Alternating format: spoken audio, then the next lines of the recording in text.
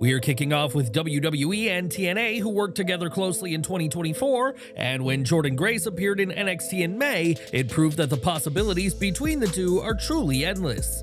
Now the two sides have agreed on a multi-year partnership that will change the course of the business and lead to plenty of crossover potential. In separate statements, WWE and TNA shared that this multi-year partnership will allow for TNA talent to appear regularly on NXT and vice versa.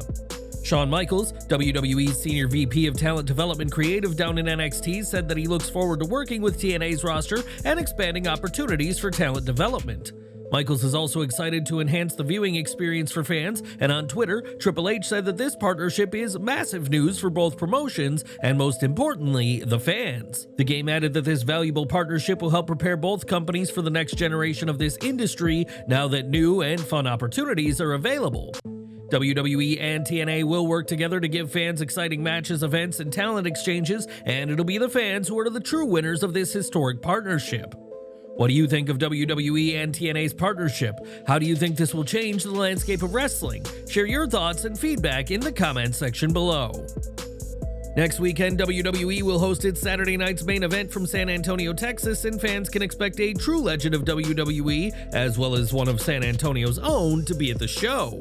WrestleVotes Radio reports that WWE plans for Shawn Michaels to appear in his hometown, though he is not expected to get physical during his time at the event.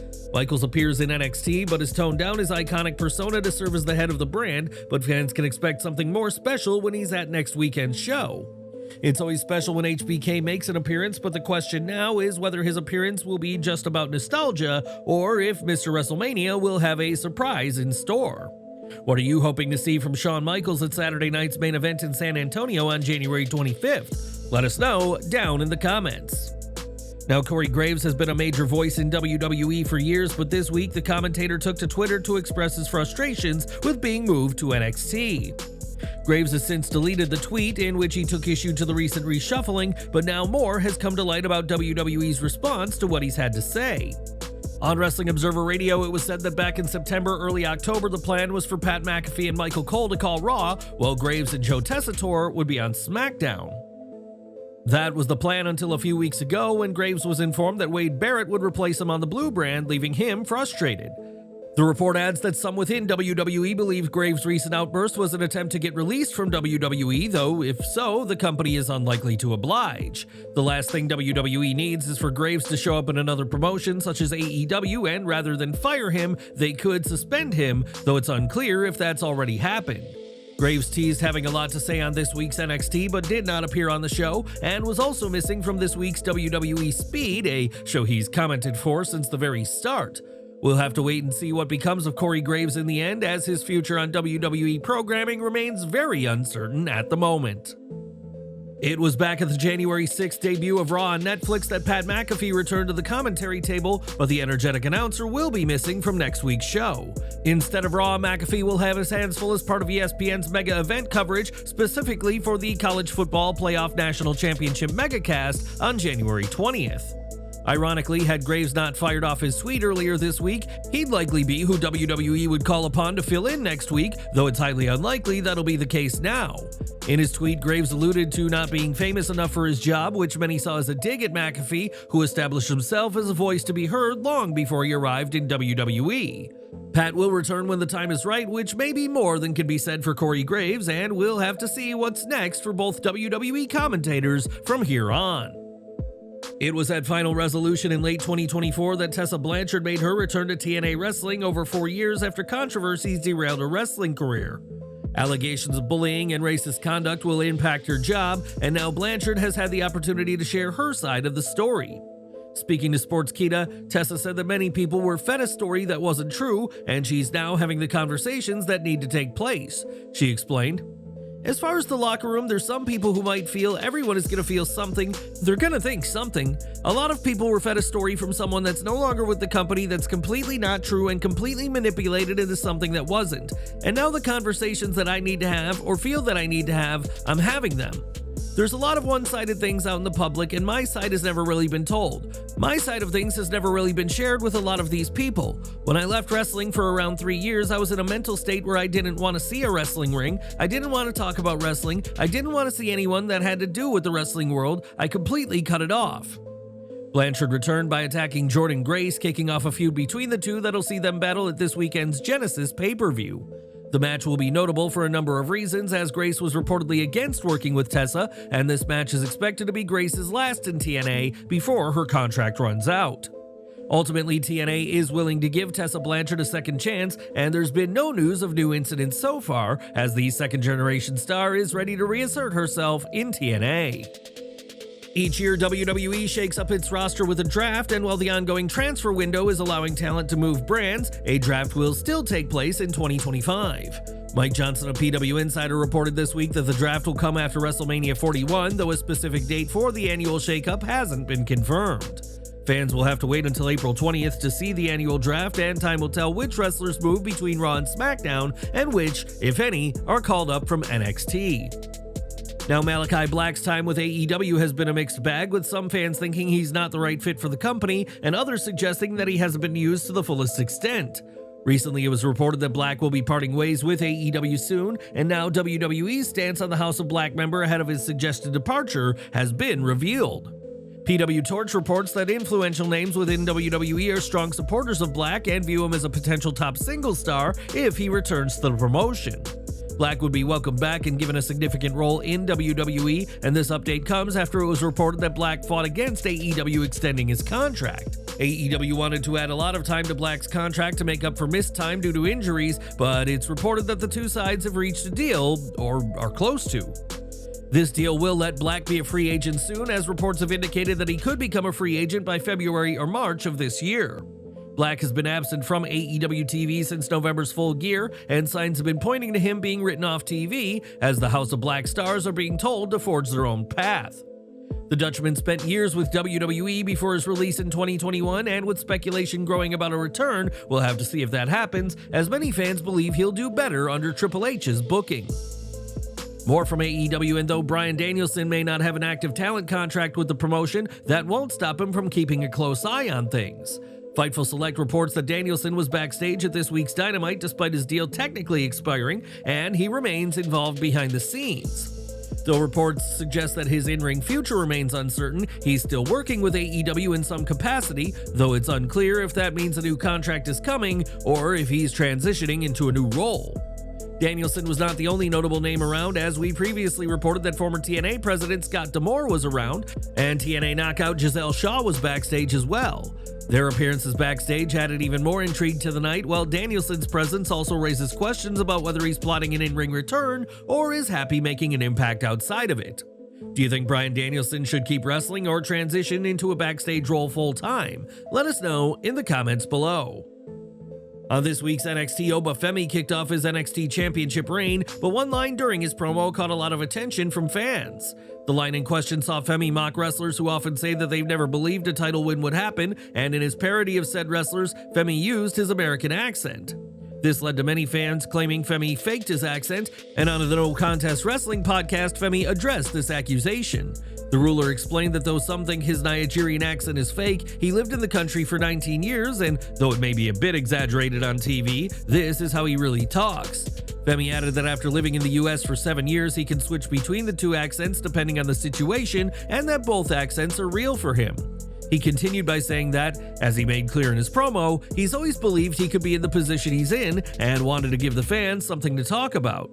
Femi's segment did not go his way, as Eddie Thorpe ambushed the NXT champion, but it was what he had to say and how he said it that had fans talking this week. But what do you think of this explanation? Were you surprised to hear Femi switch accents during NXT? Let us know your thoughts in the comments. It was in late 2024 that Kamille quit working for Mercedes Moné, but during the following Rampage, the Brick House was found laid out backstage with chairs around her. Fans haven't seen or heard from Kamille since then, and in the Fightful Weekly Q&A, Sean Ross Sapp confirmed Kamille is still under contract. With that said, he's not heard anything about her on-screen future since she quit working for Moné, and at the time, some in AEW wanted the pair to blow off their alliance with a match. That didn't happen, and it was last month that Kamille said that fans haven't seen the full extent of what she can bring to the promotion. Kamille had an impressive run as NWA Women's World Champion and has expressed a desire to win gold in AEW, but with her contract still intact, it remains to be seen what's next for her. Do you think Kamille will get her chance to shine in AEW, or do you think she'll move on to other opportunities? Share your thoughts in the comments below. Since 2022, WWE has become more open to hosting PLEs outside of the United States, and now WWE is gearing up for another international adventure, this time in Paris, France. During a fireside chat with Nick Khan in Las Vegas, the WWE president confirmed that an event in Paris will take place in 2025, though the date and name of the event aren't publicly known. This will mark WWE's second PLE in France after last year's Backlash event in Lyon, and it makes sense that the nation's capital would be chosen to host an event. Much of the talk around international PLEs has been focused on Mexico as of late, and Khan's revelation shows that WWE remains focused on its global expansion in 2025. This event won't be WWE's only PLE outside the US this year, as Elimination Chamber will come to Toronto, Canada on March 1st, with John Cena set to appear on the show. WWE's continued push into international markets is bound to excite fans, and with the Paris show coming up, it remains to be seen what card WWE puts on in the French capital. Are you excited to see WWE return to Paris in 2025? Please share your thoughts and feedback in the comments section below. We have some sad news to report now, as baseball icon and WWE Hall of Famer Bob Uecker has died at the age of 90. Known as Mr. Baseball, Uecker was the ring announcer for Hogan vs. Andre at WrestleMania 3, and in an iconic moment was choked by the Giant in a segment at WrestleMania 4. In his 2010 Hall of Fame speech, Uecker recalled being at WrestleMania 3 as one of the best things I ever did in my life, and our thoughts are with his family at this sad time. In January 2024, Vince McMahon stepped down from WWE due to Janel Grant's lawsuit against him, WWE and John Laurinaitis, though he has always maintained their relationship was consensual. In a significant development this week, United States District Judge Sarah F. Russell has denied Grant's motion for a status conference, and this ruling was made on January 16th. This ruling gives Grant's legal team a clear path to file her amended complaint by the end of the month, and the judge's decision lifted the prior stay on the lawsuit. This meant Grant can now present any arguments she wishes as part of her amended complaint, and the judge also rejected WWE and McMahon's attempts to compel arbitration. They had filed that motion to avoid the case going to court, though the court's decision on arbitration is pending, with the possibility of reconsideration if Grant doesn't file the amended complaint in time. This ruling will play a critical role in determining the next phase of the lawsuit, as McMahon and the WWE have previously argued that the SEC charges against him are irrelevant to this case. Their argument is that the case should proceed according to the existing schedule without any delays, but now that the status conference has been denied, all eyes are on whether Grant's team will meet the January 31st deadline. What do you think about the judge's ruling on Janel Grant's case? Should the lawsuit proceed without further delays, or do you think Grant should be given more time? Sound off below. Last year, CJ Perry parted ways with AEW and hasn't resurfaced in the world of wrestling since then, but more recently, Perry has been facing a medical battle out of the ring. This week, Perry asked fans for their prayers ahead of her surgery, and in an update, shared that she'd successfully made it out of surgery and thanked fans for their support. This is the second recent major health scare for the former Lana, who in 2025 battled a life-threatening MRSA infection that began in her finger and later spread to her arm. After treatments didn't work, Perry required surgery and IV antibiotics to recover, and thankfully she was able to keep her finger and her arm, but has now had to undergo another surgery. Though Perry has teased a return to WWE, her focus right now is on her recovery, and we're wishing her all the best on this journey. Over to AEW, as this week's Collision was filmed last night, and if you don't want to get spoiled, we recommend skipping the next 40 seconds of the video. On the show that'll air this Sunday, the Acclaim officially split after months of issues between Max Caster and Anthony Bowens. During their segment, Bowens accused Caster of letting his ego take over and losing their team spirit, and that he was choosing to align with Billy Gunn. This was the final straw for Caster, who declared that the Acclaimed was officially done, and this split comes after Bowens downplayed rumors of a breakup ahead of Full Gear. At the time, Bowens said the pair still had plenty to accomplish, but that's no longer the case anymore, as one of AEW's most popular teams have said their goodbyes.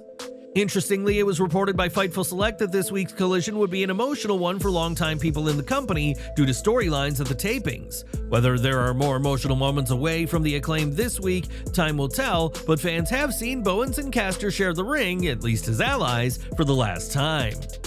As mentioned, Jordynne Grace and Tessa Blanchard will battle at this weekend's Genesis pay-per-view, and on the go-home Impact, Grace had some strong words for her opponent. During the show, Grace shared that Blanchard had yet to sign her contract for their match, and said that if Tessa didn't show up at Genesis, it wouldn't be the first time. This was a nod to Blanchard missing events in 2020, and as she refused to fulfill her TNA contract, she was stripped of the TNA World Championship as a result. Later in the show, Blanchard signed the contract to make the match official, but when she was finished, Grace attacked her from behind and put the boots to her opponent.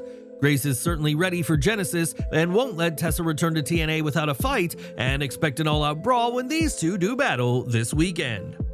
Now on this week's Dynamite, MJF and Jeff Jarrett shared a promo segment that hasn't gone down well with fans, with many criticizing the direction of both men. On his Keeping It 100 podcast, Konnan also took issue with MJF's direction and said that the former AEW World Champion has gotten cold in the company. Konnan said that MJF's feud with Adam Cole was terrible, and that Cole being the devil was terrible, and that MJF hasn't really done anything hot since then. MJF's current storyline feud with Jeff Jarrett came about as both men want to pursue the AEW World title, and Jarrett rejected MJF's offer of help on the condition that MJF got a title shot. Despite the criticism, MJF remains a focal point of AEW programming, and the former AEW World Champion can still get people talking, though not always for the right reasons. But what do you think? Is MJF's situation a temporary slump or a sign of deeper issues in the company? Share your thoughts down in the comments section below. Next month, AEW will host its Grand Slam event in Australia, the company's first event in the country, but they'll face some stiff competition back in the United States. Not only will Grand Slam Australia take place on February 15th, but so will NXT Vengeance Day, leaving fans to decide which show to watch first. Grand Slam Australia will replace that weekend's edition of Collision, and we'll have to see what AEW and NXT come up with in the battle to win over viewers. If recent reports are to be believed, Becky Lynch's return to WWE is imminent, and this week the man was spotted in attendance for the latest Los Angeles Lakers game. Lynch attended the game between the Lakers and the Miami Heat alongside Seth Rollins, and the former women's champion was featured on the big screen. Lynch has reportedly signed a new contract with WWE and is expected to play a major role on the road to WrestleMania 41, but in the meantime, Lynch enjoyed her time at the Crypto.com arena this week. And we're ending with the 2024 PWI Awards, as Cody Rhodes once again proved to be undeniable with several awards to his name. Rhodes won the yearly awards for Best Male Wrestler, Most Popular Wrestler, Most Inspirational Wrestler, and his match with Roman Reigns at WrestleMania 40 took Match of the Year. Best Female Wrestler went to Toni Storm, though Mariah May took Most Improved, while Lifetime Achievement Awards were handed to Booker T, Mickie James, Gail Kim, and Dave Meltzer. But what do you think of these awards? Are these worthy winners, or should someone else have won in these fan-voted awards instead? Let us know in the comments.